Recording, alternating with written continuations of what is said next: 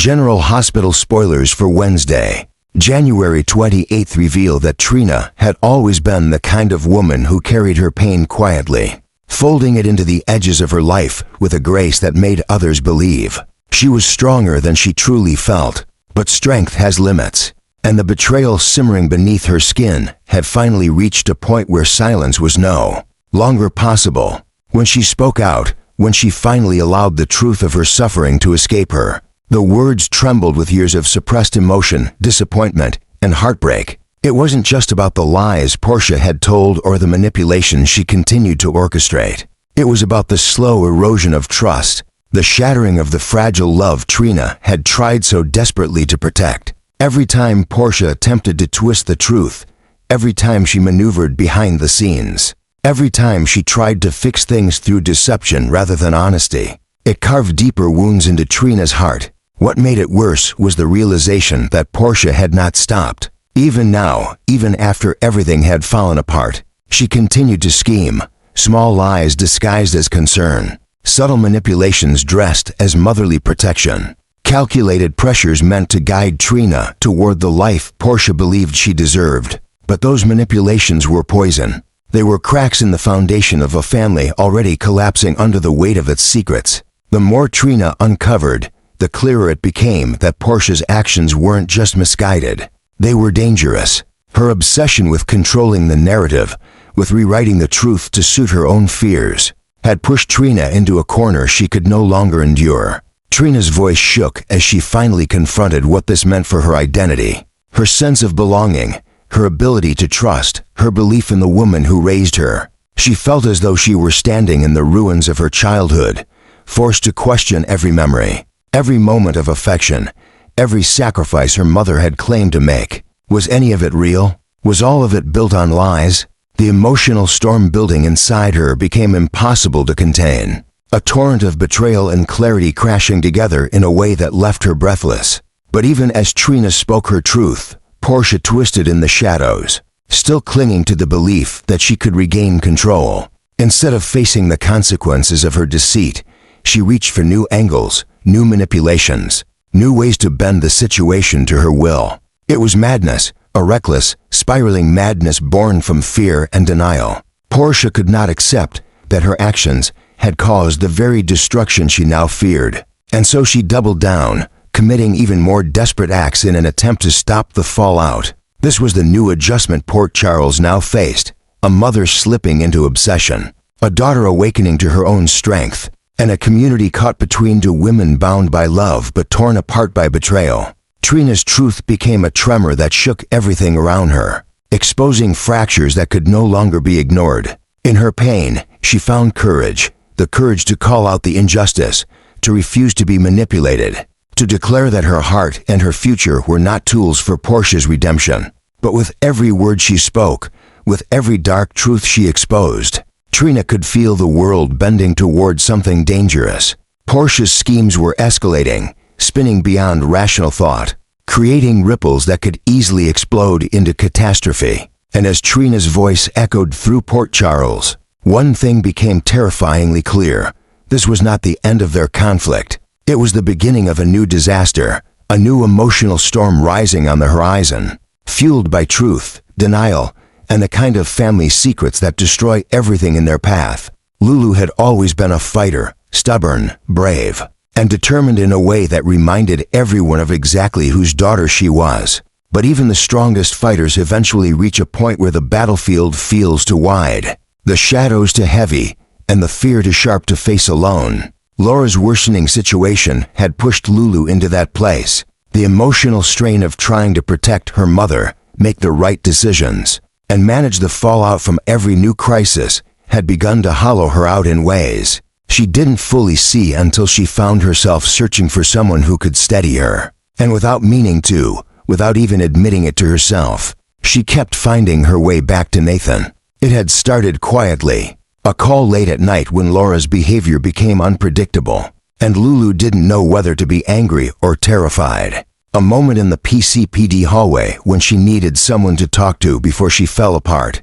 A cup of coffee Nathan placed in her hand without asking a single question. He became the person she reached for instinctively, Not because he demanded explanations or promised solutions, but because he offered something far more valuable: calm, presence, understanding. Nathan had never tried to fill the silence with empty words. He simply stood by her, letting her speak when she could and letting her breathe when she couldn't. And Lulu, who had spent so long trying to be strong for everyone else, felt something inside her soften each time he quietly anchored her back into herself. But emotional anchoring has a gravity of its own, and that gravity began to shift. The more Lulu confided in Nathan, the more she realized how deeply she trusted him. He had become her safe place, the one person who didn't see her as a burden, who didn't judge her fears, who didn't push her to pretend she was fine. He saw her fully, even the parts she tried to hide, and instead of pulling away, he moved closer. And with every moment they shared, their connection began to crackle with something deeper, more electric. Nathan felt it too. He had told himself he was only helping a friend, only providing support, only doing what any decent man would do, but the truth settled into him slowly, unmistakably. Lulu mattered to him, not in the polite, distant way colleagues care about each other, but in a way that tightened his breath whenever she touched his arm, in a way that made his heart beat faster when she smiled at him with tired gratitude, in a way that left him restless long after she walked away. Whenever she showed up unexpectedly, eyes red from crying, voice trembling with frustration, or simply exhausted from holding herself together, Nathan felt an instinctive urge to protect her. And each time, Lulu let him in a little more, leaning into his strength, allowing him to carry the emotional weight she could no longer hold alone. What neither of them said, but both of them knew, was that something profound was happening between them, something dangerous, intoxicating, and impossible to stop. Helping Lulu navigate Laura's spiraling crisis became more than just a task, it became a bond. Nathan wasn't just a support system, he became the person Lulu trusted most, the one she allowed to witness her at her weakest. And for someone like Lulu, who had spent her whole life trying to prove she could stand on her own, that trust was something intimate and powerful. The closeness between them grew with each shared secret, each worried glance, each moment where their hands brushed longer than necessary. Every time Lulu broke down and Nathan caught her, something inside both of them shifted. A slow-burning flame that neither dared acknowledge aloud. But the truth couldn't stay hidden. The more Lulu relied on Nathan, the more obvious it became that their connection had crossed into something deeper, something charged, something neither of them were ready to name. Her voice softened around him. His posture eased around her. Their eyes met with a warmth that lingered long after one of them looked away. It wasn't just affection. It wasn't just comfort. It wasn't even just chemistry. It was the beginning of a love neither of them expected, a love born from crisis, carved from vulnerability, and ignited by the simple fact that when everything else in Lulu's world fell apart, Nathan was the one she ran to. And now, with Laura's situation pushing Lulu to her emotional limit, their feelings were no longer simmering beneath the surface. They were rising, blooming, burning into something undeniable. The world around them might still be chaos, their futures still uncertain. But one thing had become clear. Lulu and Nathan weren't just growing closer. They were falling into something powerful, something dangerous, something life-changing. Their first kiss wasn't a question of if anymore. It was only a matter of when. And when it happened, everything in their lives would explode in a way neither of them could ever turn back from. Tracy had always considered herself a master strategist, someone who could see 3 moves ahead of everyone else in the room. But the discovery she stumbled upon regarding Chase was something she had not anticipated, and certainly something she had not prepared her heart for. What began as a suspicion, a faint disturbance in the balance of her family, quickly expanded into a revelation with the potential to fracture the Quartermain household, far more deeply than she first realized. Chase, the man she had once tolerated and eventually grown to respect, was now at the center of a growing divide that threatened not only Brooke Lynn's emotional stability, but the structural unity of the entire family. Tracy had spent decades preserving the illusion of control within the Quartermain dynasty, rewriting histories, shielding secrets, forcing truth when necessary, burying it when not. But this situation was different. This time, The fracture wasn't caused by manipulation or greed or corporate betrayal. It was caused by something far more complicated, far more dangerous: loyalty, love, and a man who had unintentionally become the gravitational center of the family's unraveling. The deeper she dug, the clearer it became that Chase was not just pulling Brooke Lynn into emotional chaos. He was also triggering old rivalries, sparking resentment, and drawing lines between family members who had long pretended their wounds were healed. Michael's tension with him, Daddy's guilt, Brooke Lynn's fear, Ned's hesitation, all of it was converging into a storm Tracy could no longer ignore. And the more she examined it, the more she realized that Chase had somehow become the match threatening to ignite years' worth of buried emotional gunpowder. But what unsettled her even more was recognizing how deeply the family had bonded with him. Chase wasn't just Brooke Lynn's husband. He had become the quiet moral weight in a house known for chaos. He balanced their impulsiveness with patience, their selfishness with integrity, their dysfunction with genuine kindness. He was, in many ways, the kind of man the Quartermains had never deserved, but had desperately needed. And that made the danger even greater, because if a man like Chase was now the catalyst for conflict, the consequences would be far more severe than if he had simply been another outsider, playing at love or power. Tracy began to recognize the truth she had been trying to deny. The family's emotional stability now rested on a foundation tied directly to Chase. If he fell, if he was removed, if his presence fractured beyond repair, the entire dynasty could splinter with him. In her determination to protect Brooke Lynn, Tracy had missed the broader picture. Chase wasn't just influencing one relationship. He was reshaping the internal structure of the Quartermain legacy itself. This was the adjustment she now faced, understanding that Chase had become a force capable of altering the trajectory of their future. And yet the chaos surrounding him, the tensions brewing beneath his every interaction, the way his moral backbone clashed with the family's more ruthless instincts, all of it signaled that something explosive was coming. A shift, a confrontation, a reckoning. Tracy felt the tremor of it beneath her feet. For the first time in years, she sensed that one wrong step could tip the entire family into catastrophe. She knew she had to intervene, not just to protect Brooke Lynn, but to prevent the kind of internal collapse that could haunt the Quartermains for generations. But even as she prepared to act, she knew the truth was unavoidable. Chase had become both the heart of the family and the catalyst for its greatest divide. And whatever happened next, nothing in the Quartermain house would ever be the same again. Emma and Joe had never intended for things to spiral this far, but somewhere between determination and desperation, they crossed a line neither of them could see until it was far behind them. What began as a focused, rational mission to find Anna, a woman they both cared for, respected, and feared losing, had slowly transformed into something darker, heavier, and more consuming than either anticipated.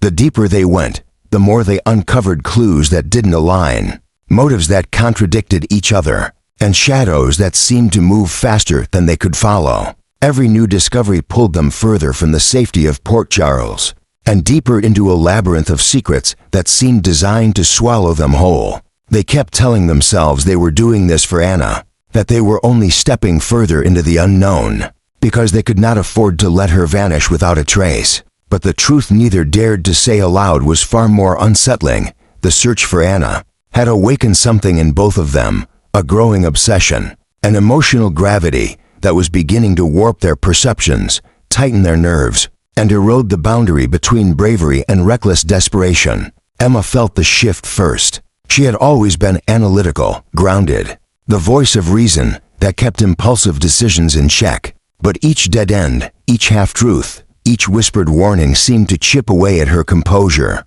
What frightened her most wasn't the danger outside, but the fear clawing inside her chest. The fear that Anna was in a place they couldn't reach, trapped in a situation so dire that even thinking about it made her breath shorten. Emma had never imagined a world where Anna wasn't a constant, a guiding presence, a force of stability. And now, chasing her ghost across cities and secrets, she felt something inside her unravel. She didn't voice it, but Joe saw it anyway.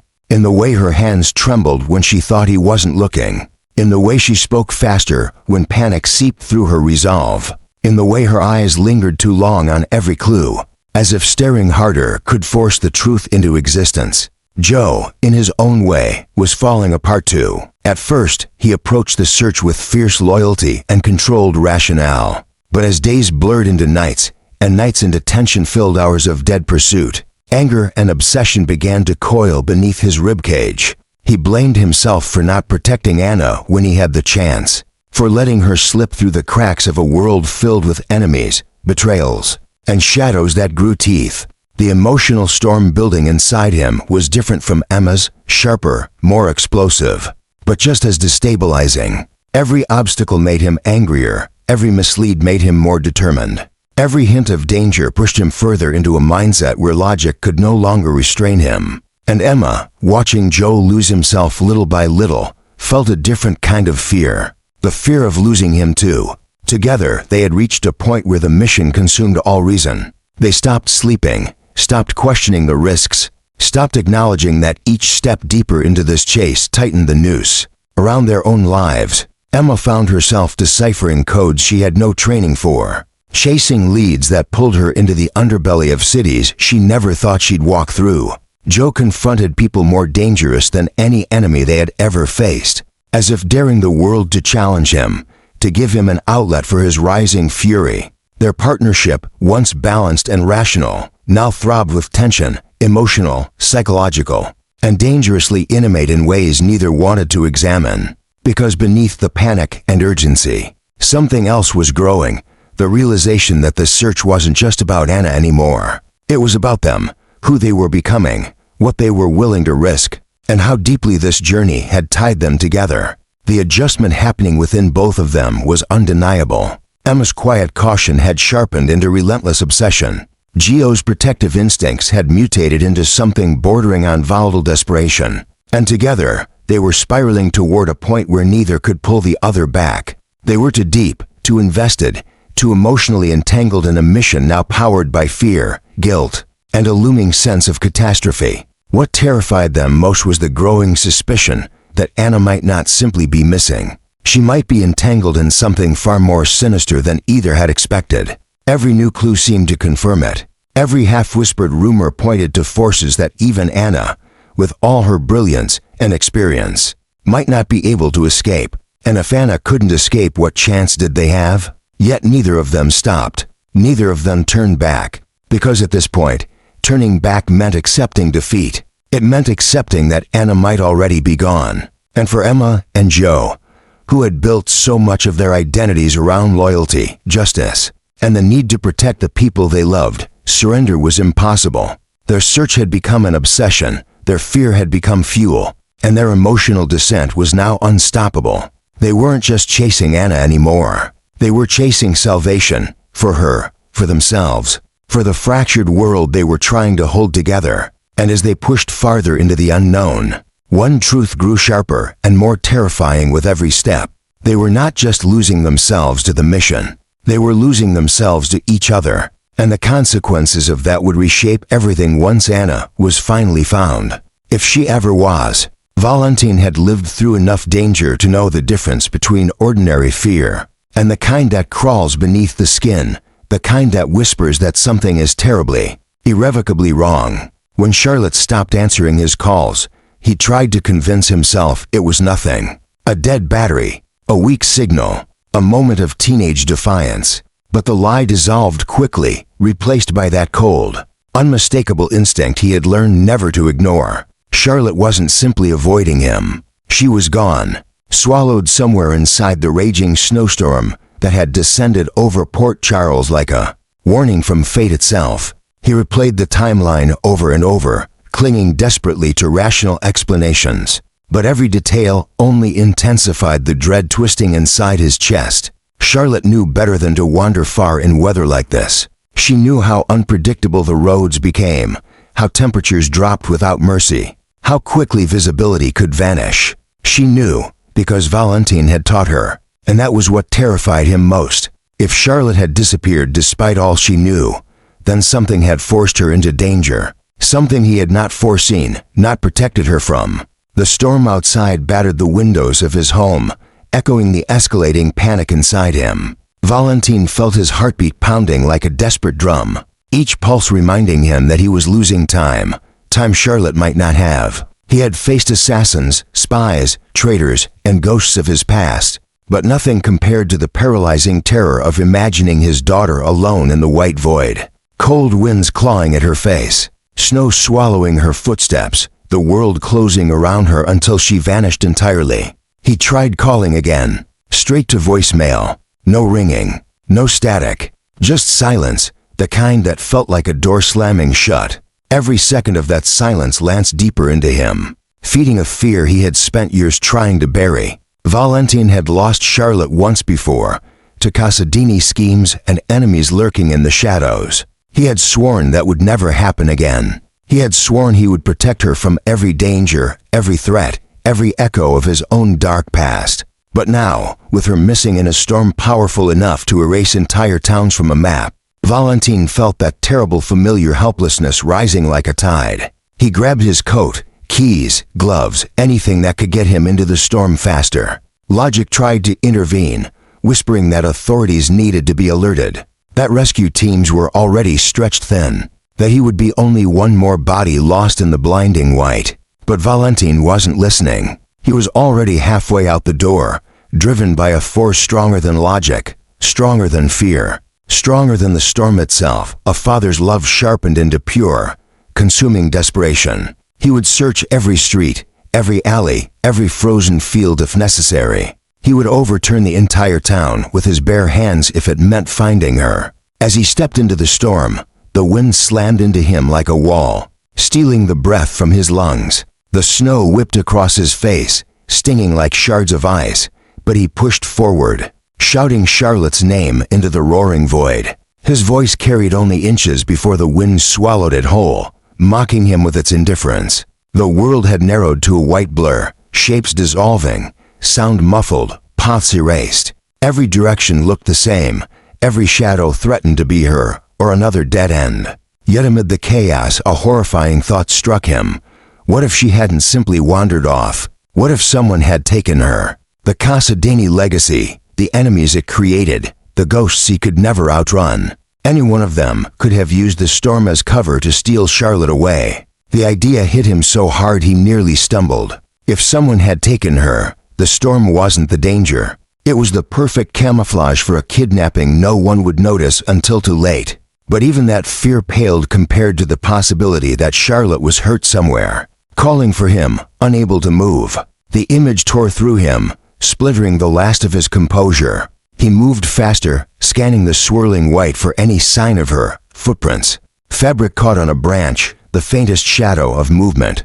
Nothing. The storm devoured everything. Hours passed, or maybe minutes. The line blurred in the freezing darkness. Valentin's body trembled from cold and exhaustion, but his mind refused to slow. He thought of Charlotte's smile, her fierce intelligence, the stubborn fire she inherited from him. He thought of the promises he made her, the childhood he fought to rebuild for her, the love he had poured into every broken piece of her life. Losing her now would destroy him in ways he could not begin to imagine. But then, in the distance, beyond a curtain of snow, he saw it. A small, faint glow.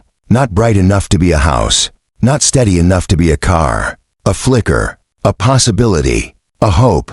And despite the storm threatening to consume him, Valentin felt something ignite in his chest, the first fragile thread of belief. That Charlotte was still out there, fighting to be found. He moved toward the light, each step powered by sheer will, by love, by desperate determination. Whatever awaited him in that glowing blur, Charlotte, danger, or heartbreak, he was ready to face it, because nothing, not even a storm capable of swallowing the world, could stop Valentin Casadini from finding his daughter. Not now, not ever.